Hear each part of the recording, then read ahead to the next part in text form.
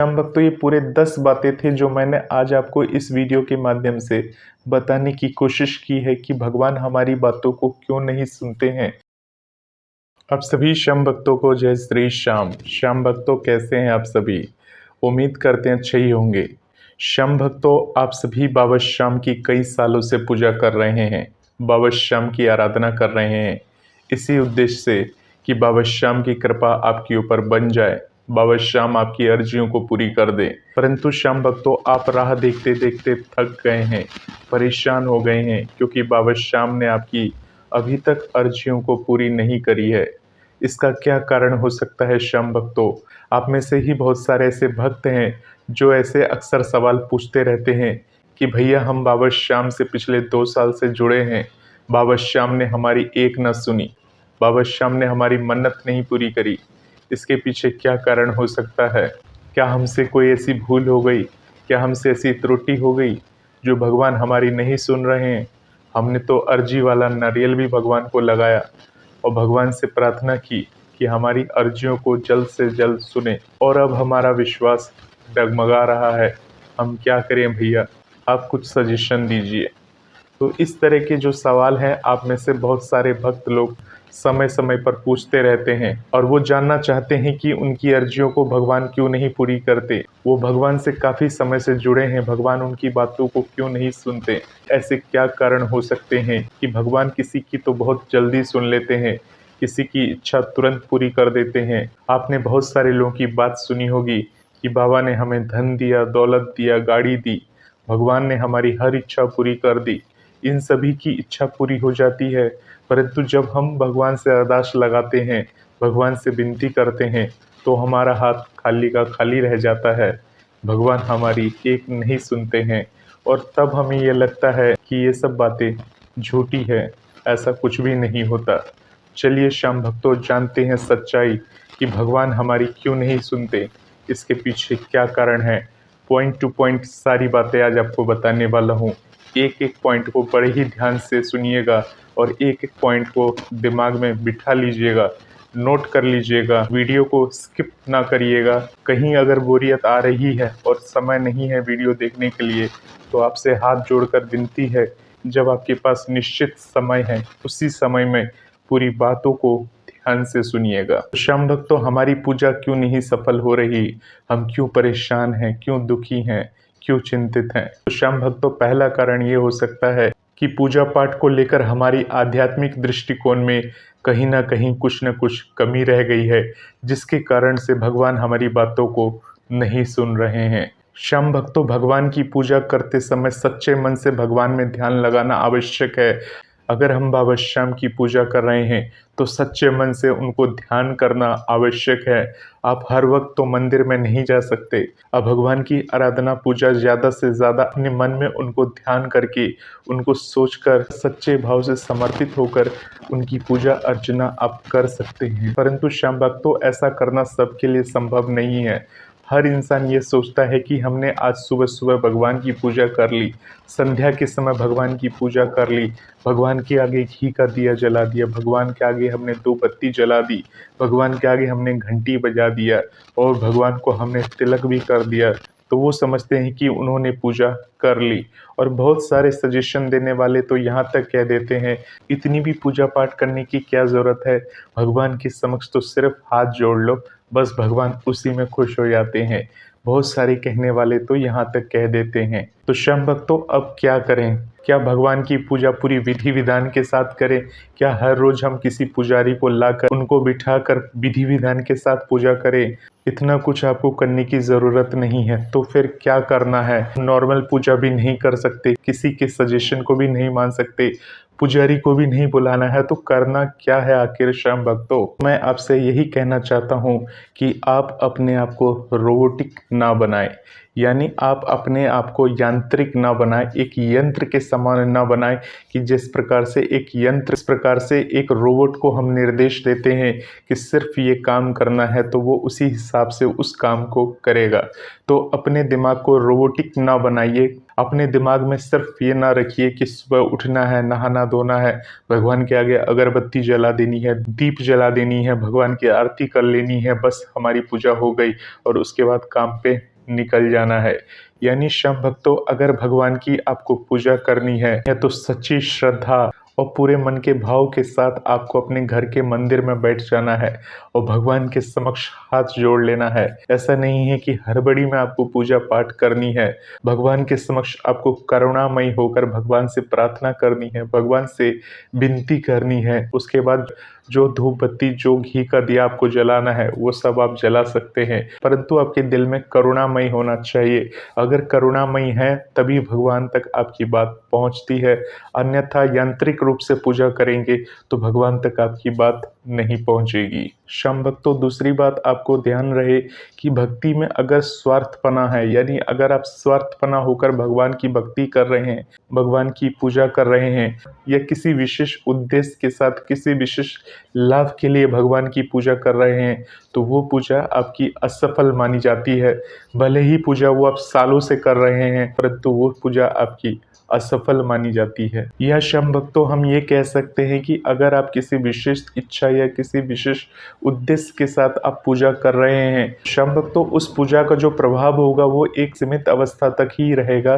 शम भक्तों, एक उदाहरण के जरिए मैं अगर समझाऊं, मान लीजिए आपने भगवान से एक इच्छा रखी है कि हे भगवान, एक सुंदर सा मकान हो जाए, और मान लीजिए शम भक्तों, भगवान ने आपकी वो इच्छा पूरी कर दी, तो ये एक सीमित इच्छा हुई, यानी कि आपने सिर्फ भगवान से मकान का डिमांड रखा था, वो भगवान ने आपकी पूरी कर दी। इस प्रकार से शम भक्तों होता क्या है, जैसे आपकी एक इच्छा भगवान ने पूरी कर दी, इसके बाद आपकी दूसरी इच्छा शुरू हो गई, यानी आपकी दूसरी इच्छा है कि अब आपके पास एक कार हो जाए, तो उसके लिए आपने भगवान के समक्ष अरदास लगा दी। अगर आपके घर में बच्चे नहीं हैं तो आपने एक इच्छा उनके लिए लगा दी।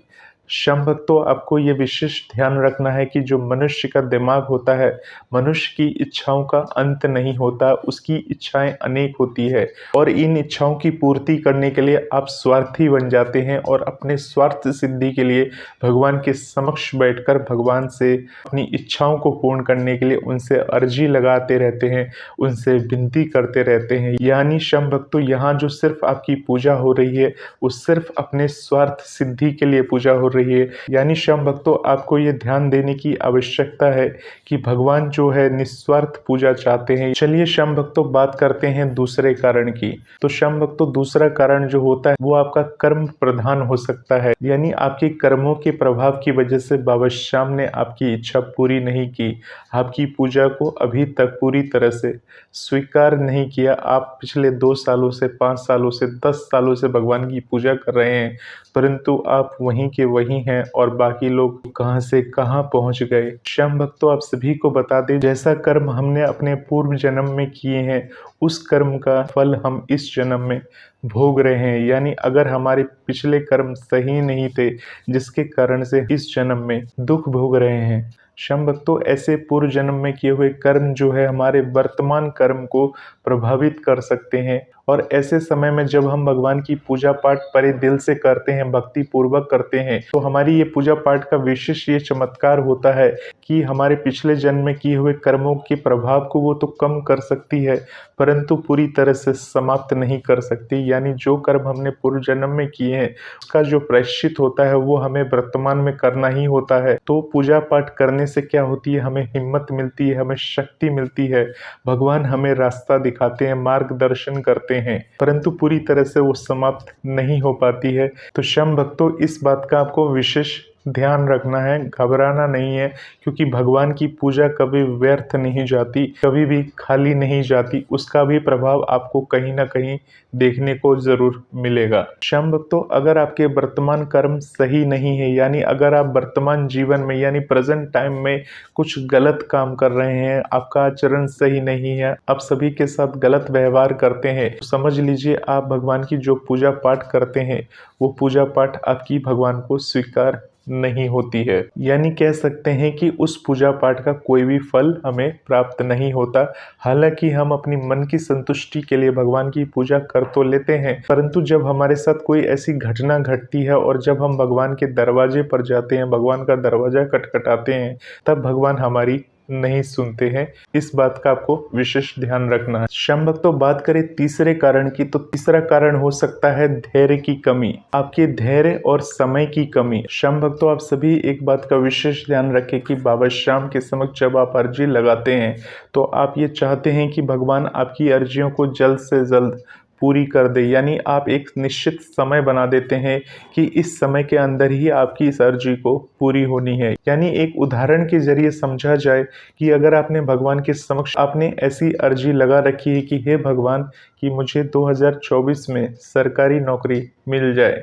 अब शम भक्तों, आपने एक टाइम बाउंडेशन दे दिया है कि 2024 में ही आपको सरकारी नौकरी चाहिए, तो भगवान के समक्ष आपने ऐसी अर्जी लगा दी है। मान लीजिए शम भक्तों, ये समय जब निकल जाता है और आपकी अर्जी पूरी नहीं होती है तो कहीं ना कहीं आपके मन में एक अविश्वास आ जाता है, यानी कि आप अपना विश्वास धीरे धीरे खो देने लगते हैं, यानी जो धैर्य है आपका वो टूटने लगता है। भगवान को आपने एक समय चक्र में बांध दिया है कि इस समय में ही आपकी अर्जियों को सुने, इस समय में ही आपकी उन अर्जियों को पूरी करें। जिस प्रकार से श्याम भक्तों आपने भगवान के समक्ष ये अर्जी लगाई कि हे भगवान मुझे इस एग्जाम में पास कर देना, और अगर आप उस समय पास नहीं हो पाते हैं, एक समय आपने दे दिया है, वो समय में आपका काम पूरा नहीं होता तो आपका धैर्य टूट जाता है और भगवान से आपका विश्वास धीरे धीरे कम होने लगता है। फिर आप सोचते हैं कि ये सब कुछ नहीं होता, ये सब तो ऐसा ही है। इस प्रकार से श्याम भक्तों आप भगवान का साथ धीरे धीरे छोड़ने लगते हैं। श्याम भक्तों, आप सभी को बताते कि भगवान का आशीर्वाद देने में देर लग सकती है। हो सकता है कि अगले ही क्षण भगवान आपकी सुनने वाले हों या आपके लिए कुछ अच्छा सोच के रखा हो भगवान ने, और तभी आपने भगवान पर से विश्वास हटा दिया, अपना धैर्य को खो दिया। श्याम भक्तों, इसमें भगवान का हम दोष नहीं दे सकते। हमारे ही अंदर ऐसी कमी थी, हमारे अंदर ही ऐसी सोच थी जो कि हम धैर्य नहीं रख पाए, और यानी भगवान की नज़र हर एक इंसान पर रहती है जिसे उसने बनाया है, और हर इंसान के साथ क्या होना है, उसके साथ क्या करना है, किसे राजा बनाना है, किसे रंक बनाना है, किसको किस तरह से रखना है, सभी के लिए भगवान ने योजना बनाकर रखी होती है। हो सकता है श्याम भक्तों आपकी मनोकामना पूरी करने का समय अभी नहीं आया हो, या भगवान ने आपके लिए कुछ और ही सोच रखा हो। आपने भगवान के समक्ष अर्जी लगा दी है, हो सकता है भगवान आपसे प्रसन्न होकर आपकी अर्जियों को कुछ ही दिनों में पूरी कर दे या कुछ ही घंटों में पूरी कर दे, परंतु हो सकता है कि 5 साल होने पर भी भगवान ने आपकी अर्जी को पूरी नहीं करी। श्याम भक्तों, ये सब सोचकर आपको अपने धैर्य को नहीं खोना चाहिए। श्याम भक्तों, बात करते हैं चौथे कारण की, यानी चौथा कारण क्या हो सकता है। श्याम भक्तों, जब हम भगवान की भक्ति करने के लिए बैठते हैं, पूजा पाठ करने के लिए बैठते हैं, तो हो सकता है कि हमारी पूजा पद्धति में कुछ कमी रह जाए, यानी हम ढंग से भगवान की पूजा नहीं कर पा रहे हों, भगवान के मंत्रों का जाप नहीं कर पा रहे हों सही से। यानी जब हम भगवान के मंत्रों का जाप करने जाते हों तो भगवान की मंत्रों में अशुद्धियाँ हो जाती हो, गलतियाँ हो जाती हो, और ऐसे मंत्रों का प्रभाव नहीं होता, ऐसे मंत्रों का नकारात्मक प्रभाव हमारे ऊपर पड़ने लगता है, जिसके कारण से भगवान तक हमारी बात नहीं पहुंच पाती, भगवान हमारी पूजा को स्वीकार नहीं करते हैं। तो श्याम भक्तों, ऐसी पूजा जिसकी विधि हमें नहीं पता हो, जिसका मंत्र हमें नहीं आता हो, और हम भगवान की पूजा पाठ कर रहे हैं, तो हो सकता है कि उस पूजा पाठ का पूरी तरह से फल हमें ना मिले। यानी ये भी हो सकता है कि उस पूजा पाठ का गलत असर यानी नकारात्मक प्रभाव हमारे ऊपर पड़ने लग जाए, और हमारी इच्छाएं भगवान तक ना पहुंचे, हमारे भाव भगवान तक ना पहुंचे। श्याम भक्तों, अगर आपके अंदर सच्चाई की कमी है, यानी अगर आप एक सच्चे इंसान नहीं हैं, तो भी भगवान आपकी नहीं सुनते हैं। यानी आप कितनी भी पूजा पाठ कर लो, परंतु आप एक दुष्ट किस्म के व्यक्ति हैं, हमेशा झूठ बोलते हैं, बात बात पर झूठ बोलते हैं, हर चीज पर झूठ बोलते हैं। तो श्याम भक्तों, जब हम भगवान की पूजा पाठ कर रहे होते हैं तो उसका प्रभाव भी हमारे पूजा पाठ पर पड़ता है। यानी जब हम भगवान की पूजा पाठ कर रहे होते हैं तो सिर्फ वो एक दिखावा मात्र हो सकता है। श्याम भक्तों, इस बात का विशेष ध्यान रखें, अगर पूजा करते समय मन में शुद्धता, पवित्रता और सच्चाई ना हो तो पूजा पाठ का असर बिल्कुल कम हो जाता है। ऐसे में हम पूजा पाठ करते रहें, सालों साल करते रहें, हमारी पूजा पाठ स्वीकार नहीं होती है, भगवान हमारी बातों को नहीं सुनते हैं। इस बात का विशेष ध्यान रखिए। शम भक्तों, पांचवें कारण का बात करें कि भगवान हमारी क्यों नहीं सुनते हैं। हमें इतने साल हो गए पूजा पाठ करते हुए, भगवान ने हमारी बात क्यों नहीं मनाई। तो पांचवा कारण हो सकता है, पांचवा कारण ये हो सकता है विनम्रता और समर्पण की कमी। यानी शम भक्तों, अगर आपके अंदर अहंकार का अंश आ जाता है, यानी आपके मस्तिष्क को अहंकार घेर लेता है, जब आप भगवान की पूजा पाठ करने के लिए बैठते हैं और भगवान से ये कहते हैं कि हे भगवान, मेरी ये प्रार्थना है, मेरी ये अर्जी है, आप जल्द से जल्द इसको पूर्ण करें। और आपके मन में ऐसा अहंकार होता है कि जब मैं पूजा पाठ करने बैठा हूँ तो भगवान को मेरी बात सुननी ही चाहिए। अगर भगवान मेरी बात नहीं सुनेंगे तो मैं भगवान की पूजा पाठ करना छोड़ दूंगा, भगवान की पूजा नहीं करूंगा, भगवान की भक्ति नहीं करूंगा। तो शम भक्तों, ऐसे अहंकार युक्त मन के साथ अगर आप भगवान की पूजा पाठ करते हैं और ये सोच के करते हैं कि तुरंत से तुरंत आपकी मनोकामना पूर्ण कर दे और आपकी बातों को भगवान को सुननी ही चाहिए, तो शम भक्तों ये अहंकार के संकेत हो सकते हैं। और शम भक्तों, आप सभी को ये ध्यान रखना चाहिए कि भगवान अहंकार को तो बिल्कुल ही पसंद नहीं करते हैं। शम भक्तों, बहुत सारे लोगों में संपूर्ण समर्पण का अभाव रहता है, यानी भगवान के प्रति संपूर्ण समर्पण के अभाव के कारण भगवान उनकी बातों को नहीं सुनते। यानी शम भक्तों, भगवान को मन वचन क्रम से पूरी तरह से समर्पित होना चाहिए। अगर आप पूरी तरह से समर्पित हैं तभी भगवान तक आपकी बात पहुंचती है और भगवान आपकी बातों को सुनते हैं। शम भक्तों, बात करें छठवें कारण की, तो छठवां कारण हो सकता है सही कर्मयोग का अभाव होना। यानी कि आप भगवान की पूजा पाठ करते हैं, बाबा श्याम की पूजा पाठ करते रहते हैं दिन रात और भगवान से अपनी इच्छाओं को रखते रहते हैं, परंतु आप कोई काम करना नहीं चाहते, कोई कर्म करना नहीं चाहते, सिर्फ आप पूजा पाठ पर ही निर्भर रहना चाहते हैं और इसी पर निर्भर होकर भगवान को खुश कर कर आप चाहते हैं कि भगवान आपकी इच्छाओं को पूरी कर दे। आप ये चाहते हैं कि भगवान आपको घर में बैठे बैठे धन दौलत दे दे, रुपया पैसा दे दे, वो हर आराम दे दे जो आप चाहते हैं। तो शम भक्तों, अगर आप बिना कर्म किए हुए ये सारी बातों के साथ भगवान के समक्ष अपनी प्रार्थना रखते हैं, अपने उद्देश्य को रखते हैं, तो भगवान आपकी बातों को कभी नहीं सुनते हैं। चाहे आप भगवान को पूरा दीपक भर भर के घी जलाओ, भगवान को मावे की मिठाई चढ़ाओ, भगवान को कैसा भी भोग लगाओ, भगवान आपकी नहीं सुनेंगे जब तक आप अपना कर्म नहीं करेंगे। शम भक्तों, गीता में भगवान श्री कृष्ण ने कहा है, कर्म किए जा, फल की चिंता मत कर। शम भक्तों, इसके साथ साथ जीवन में संतुलन भी बनाकर रखना चाहिए हमें। ये नहीं कि हम सिर्फ पूजा पाठ के ऊपर ही निर्भर रह गए। और यदि हम समाज में रहते हैं तो किसी को हमारी ज़रूरत है तो हमें समय समय पर उसके काम आना चाहिए। अगर हम किसी काबिल हैं, किसी योग्य हैं, तो हमें गरीबों की मदद करनी चाहिए।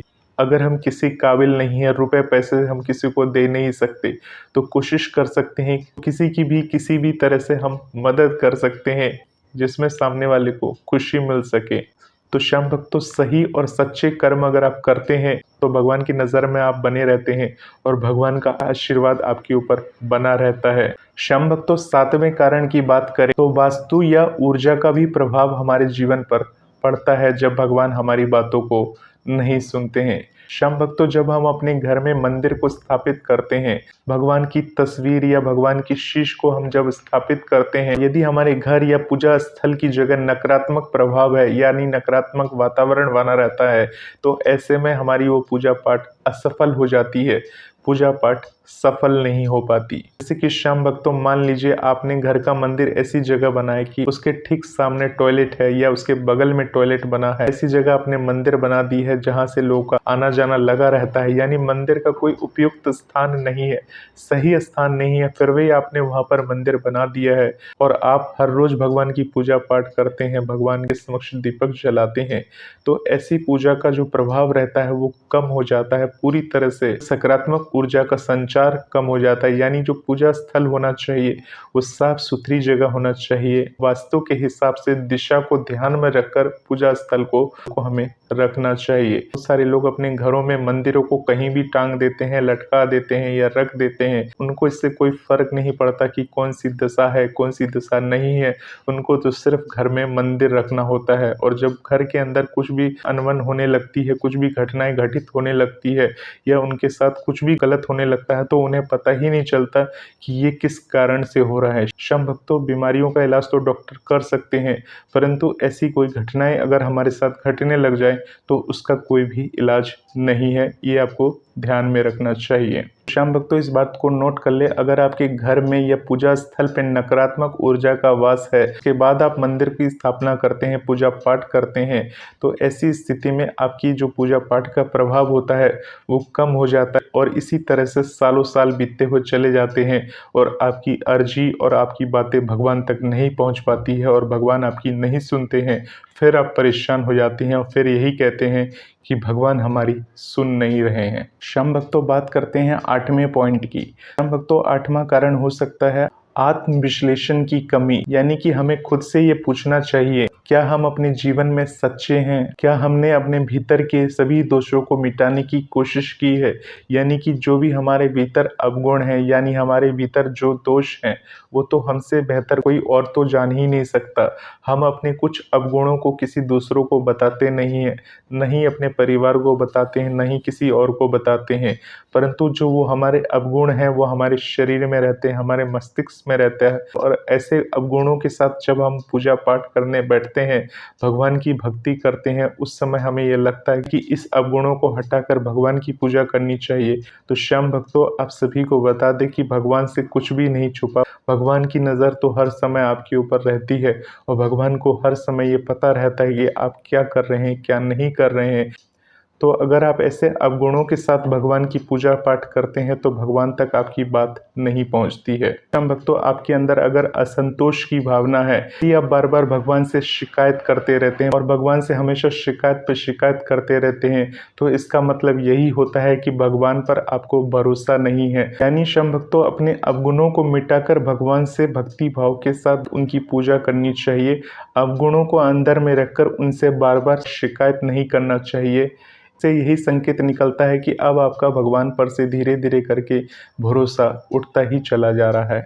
श्याम भक्तों, बात करें 9वें कारण की। श्याम भक्तों, भगवान हमें परिणामों की समझने की दृष्टि प्रदान करते हैं, परंतु हम उन परिणामों को समझ नहीं पाते, उसको जज नहीं कर सकते कि भगवान हमसे क्या कहना चाह रहे हैं। यानी भगवान के कुछ संकेत होते हैं, भगवान हमें संकेत देते हैं, हमें ये बताते हैं कि तेरे लिए क्या अच्छा है, क्या अच्छा नहीं है। हम भक्तों, कई बार भगवान हमें वो नहीं देते जिसकी हमें चाह रहती है, जिसकी हमें इच्छा रहती है। हम भगवान से जिस चीज़ के लिए अरदास लगाते हैं, भगवान हमारी उस इच्छा को पूरी नहीं करते हैं, तो हम निराश हो जाते हैं, हम परेशान हो जाते हैं और भगवान का साथ वहीं पर छोड़ देते हैं। भक्तों, ऐसी स्थिति में आपको ध्यान रखना चाहिए कि भगवान का साथ आपको ऐसी स्थिति में नहीं छोड़ना चाहिए, क्योंकि जो इच्छा आपने भगवान के समक्ष रखी है और वो इच्छा भगवान ने आपकी पूरी नहीं करी है, तो हो सकता है भगवान ने आपके लिए कुछ और ही सोच रखा हो, यानी उससे भी ज़्यादा अच्छा कुछ सोच रखा हो। यानी भगवान हमें वही देते हैं जो हमारे लिए अत्यधिक अच्छा होता है, यानी हमारे हित के लिए होता है। परंतु श्याम भक्तों, हम बीच में भगवान का साथ छोड़ देते हैं, भगवान से नाराज हो जाते हैं, भगवान से नाराज होकर बैठ जाते हैं। इस कारण से भगवान हमारी उस इच्छाओं को भी पूरी नहीं करते और हम इस प्रकार से नकारात्मक होते हुए चले जाते हैं। श्याम भक्तों, आप सभी को ध्यान रखना चाहिए कि छोटी छोटी कृपाओं को कभी अनदेखा ना करें। यानी कभी भी आपके साथ कुछ अच्छा हुआ हो, आपकी लाइफ में पॉजिटिव हुआ हो, तो उसे कभी अनदेखा मत करना, क्योंकि भगवान हमें छोटे छोटे रूप में आशीर्वाद देते रहते हैं, वो हमें बताते रहते हैं कि वो हमारे साथ हैं। लेकिन श्याम भक्तों, हमारी सोच ऐसी रहती है कि हम सिर्फ बड़े बड़े परिणामों की तरफ ही देखते हैं, यानी भगवान से हमें बड़े परिणामों की ही इच्छा रहती है। छोटी छोटी बातों को हम नज़रअंदाज कर देते हैं और बड़े परिणामों के इंतज़ार में पड़े रहते हैं। तो श्याम भक्तों, भूल से भी ऐसे काम ना करें, भगवान की भक्ति निष्ठा पूर्वक करें और भगवान की छोटी छोटी कृपाओं को अनदेखा बिल्कुल भी ना करें। श्याम भक्तों, 10वें कारण की बात करें तो 10वां कारण हो सकता है संसार में मोह और भक्ति का संघर्ष। श्याम भक्तों, हम भौतिक इच्छाओं में जकड़ जाते हैं। यानी श्याम भक्तों, जब आप बाबा श्याम की पूजा करने के लिए बैठते हैं या किसी भी देवी देवता की पूजा पाठ करने के लिए बैठते हैं और सांसारिक उलझनों में लगे रहते हैं, यानी आपके मस्तिष्क में, यानी जब आप पूजा पाठ कर रहे होते हैं तब आपके माइंड में भगवान का मंत्र चल रहा होता है, परंतु आप सांसारिक उलझनों में रहते हैं, आपके दिमाग में कोई और बात चल रही होती है, आपके दिमाग में सांसारिक बातें चल रही होती हैं, कि कल मुझे क्या करना है, कल मुझे ऑफिस में कितने बजे जाना है, कल मुझे ऑफिस में विशेष क्या काम करना है। इस प्रकार से सांसारिक जो उलझनें होती है वो हमारे माइंड में हर वक्त चलती रहती है।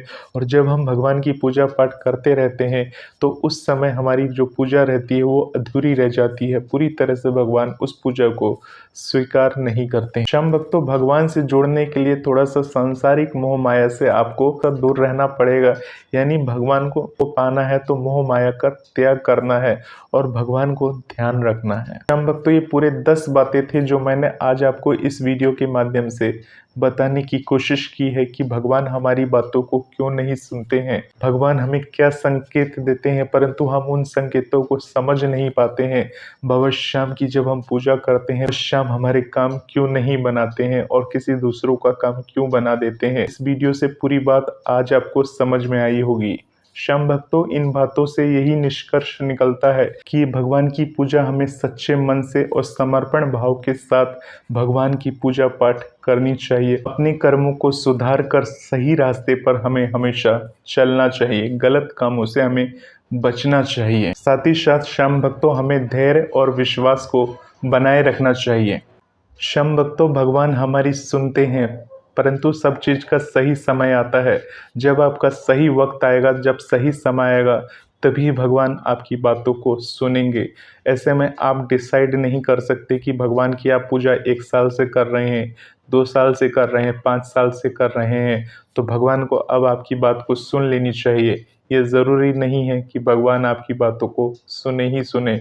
ये आप डिसाइड नहीं कर सकते, ये भगवान डिसाइड करेंगे कि आपकी बातों को वो कब सुनेंगे, बाबा श्याम आपकी इच्छाओं को कब पूरी करेंगे। ये भगवान के ऊपर निर्भर रहता है पूरी तरह से।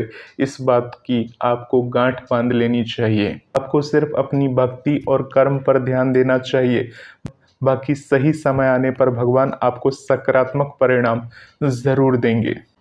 तो होपफुली श्याम भक्तों, आप पूरी बातों को समझ चुके होंगे। वीडियो काफ़ी लंबा बन गया परंतु पूरी बात आज आपको समझ में आ गई होगी कि भगवान कैसे हमारी बातों को सुनते हैं, किस तरह से भगवान हमारी इच्छाओं और अर्जियों को पूरी करते हैं। श्याम भक्तों, जो भी ऐसे भक्त परेशान हैं, दुखी हैं, जिनकी भगवान ने अभी तक नहीं सुनी, तो ऐसे भक्तों तक इस वीडियो को ज़रूर पहुंचाइए, उन्हें शेयर करिए, उन्हें बताइए भगवान ने उनकी आज तक क्यों नहीं सुनी और भगवान किस प्रकार से उनकी बातों को सुनेंगे।